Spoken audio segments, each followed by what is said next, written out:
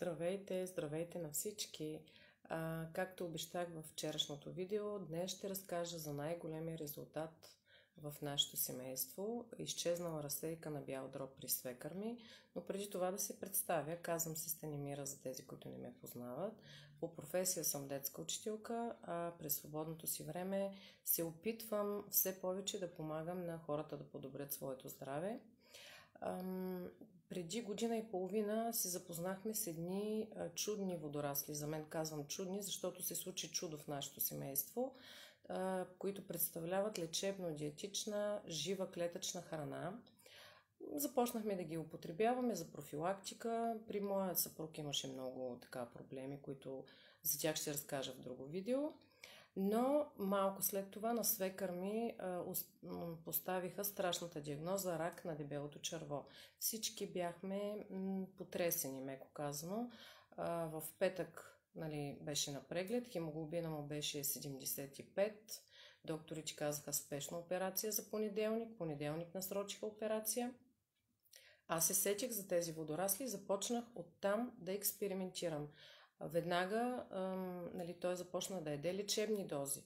В смисъл такъв, че профилактичната доза е сутрин и вечер по една лъжица, а той приемаше 3 пъти на ден, по лъжица и половина, без да се е захранил, без нищо. Направо започна с лечебни дози. В понеделник хемоглобинът му беше 95 и трябваше да му прелеят 5 банки кръв. Те му преляха само 3. Докторите се очудиха как за 2 дни хемоглобина се е покачил от 75 на 95. И както и да е мина операцията, започнаха химиотерапии, насрочиха му 8 химиотерапии. По време на химиотерапиите тези продукти се спират, защото в единият гел има 2 вида морски водорасли. И ламинария и фукус, и са много силни гелове, веществата вътре са много силни, те извеждат тежките метали от организма и може да изведат и химиотерапията. Затова се спират преди химиотерапия и се започват след химиотерапия. До 4-та химиотерапия много добре се чувстваше той, показателите му бяха в норма, кръвните изследвания в норма, хемоглобин, левкоцити, всичко в норма. Но след 4-та химия направиха PET скенер. На PET скенера се видя, че има 2 разсейки. На белия дроб 12 мм, на черния дроб 40 мм.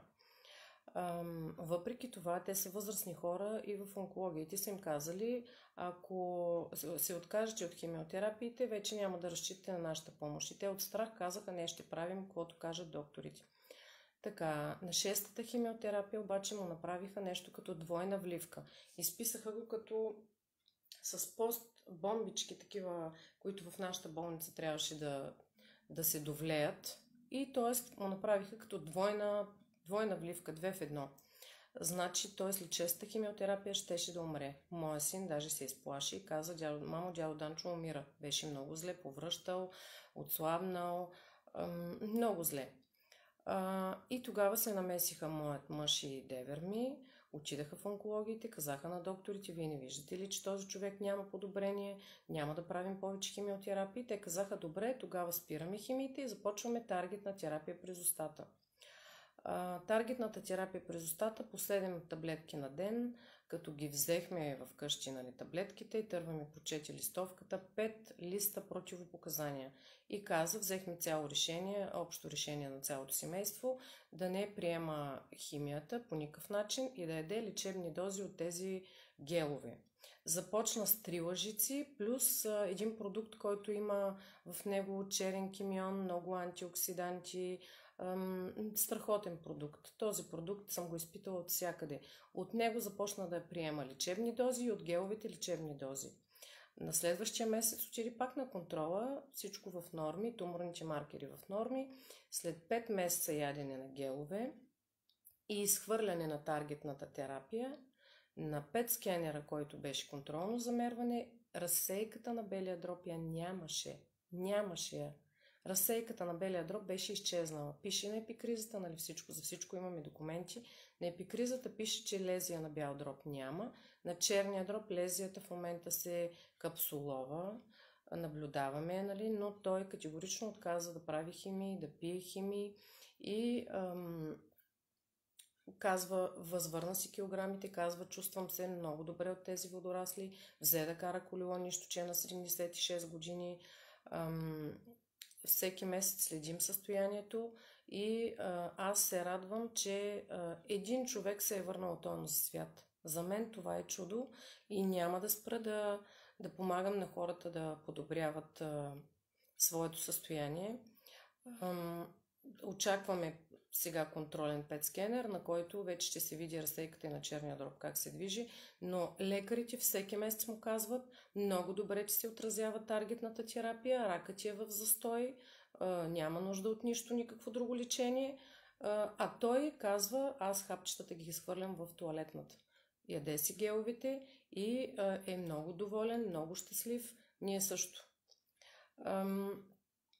Ако и вие имате такива близки или пък вие имате нужда от помощ, ще се радвам да помогна и на вас, да разкажа по-подробно за тези продукти, за тези вълшебни гелове.